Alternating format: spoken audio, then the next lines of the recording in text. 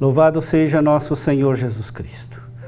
Hoje é dia 3 de agosto, estamos na segunda-feira da 18ª semana do Tempo Comum e o Evangelho de hoje é de Marcos, capítulo 14, versículos 22 a 36. Depois que a multidão comer até saciar-se, Jesus mandou que os discípulos entrassem na barca e seguissem à sua frente para o outro lado do mar, enquanto ele despediria as multidões. Depois de despedi-las, Jesus subiu ao monte para orar a sós. A noite chegou e Jesus continuava ali sozinho. A barca, porém, já longe da terra, era agitada pelas ondas, pois o vento era contrário. Pelas 3 horas da manhã, Jesus veio até os discípulos andando sobre as águas.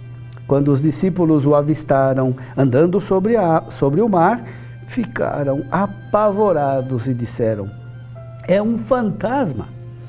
E gritaram de medo. Jesus, porém, logo lhes disse: "Coragem, sou eu.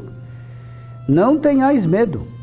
Então Pedro lhe disse: "Senhor, se és tu, manda-me ir ao teu encontro caminhando sobre a água." E Jesus respondeu: "Vem." Pedro desceu da barca e começou a andar sobre a água em direção a Jesus. Mas quando sentiu o vento, ficou com medo e, começando a afundar, gritou: "Senhor, salva-me!" Jesus logo estendeu a mão, segurou Pedro e lhe disse: "Homem fraco na fé, por que duvidaste?" Assim que subiram da barca, o vento se acalmou. Os que estavam na barca prostraram-se diante dele, dizendo: "Verdadeiramente tu és o Filho de Deus." Após a travessia, desembarcaram em Genezaré. Os habitantes daquele lugar reconheceram Jesus e espalharam a notícia por toda a região. Então, levaram a ele todos os doentes e pediam que pudessem ao menos tocar a barra de sua veste. E todos os que a tocaram ficaram curados. Meu irmão, minha irmã, Jesus caminha sobre as águas e Pedro caminha até Jesus andando sobre as águas. Neste episódio podemos destacar 2 lições importantes. A primeira lição é a de que Jesus reza. A noite avança e Jesus sobe ao monte ali, reza sozinho. Chama atenção isso. A divindade de Cristo é algo que se manifesta pelo fato de ele caminhar sobre as águas. É algo extraordinário, mas é extraordinário para nós. Nós não temos o poder de caminhar sobre as águas. Nós só podemos caminhar sobre o terreno firme. Mas para Deus, caminhar sobre as águas não é algo extraordinário. É extraordinário, porém, que Jesus suba ao monte para orar. É algo totalmente surpreendente que Jesus, o Filho de Deus, recorra com frequência à oração, que passe longas horas em vigília rezando. Este Filho de Deus tem a necessidade de buscar com frequência a oração como qualquer mortal, dando assim a nós um exemplo dessa necessidade de rezar sempre, sem nunca desanimar. Outra grande lição deste episódio nos é dado com o que acontece com Pedro. Jesus, para acalmar os discípulos, se identifica: "Sou eu."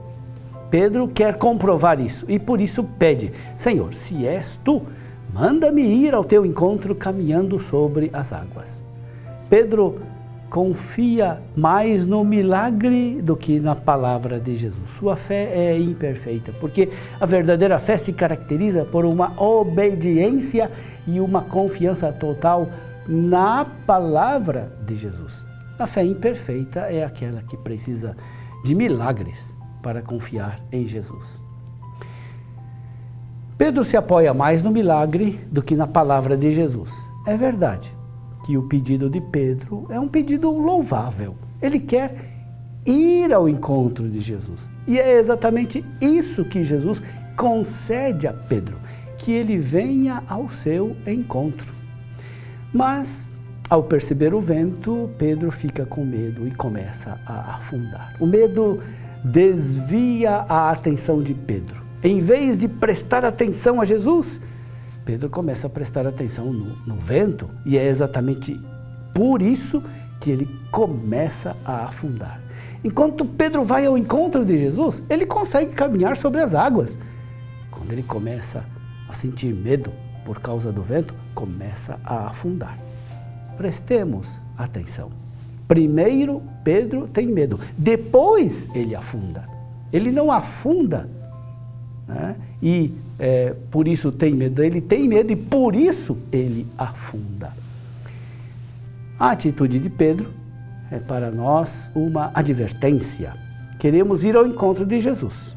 Para isso é preciso prestar atenção nele. A fé é um caminhar sobre as águas, um caminhar suspenso sobre o ar, confiando na palavra de Jesus.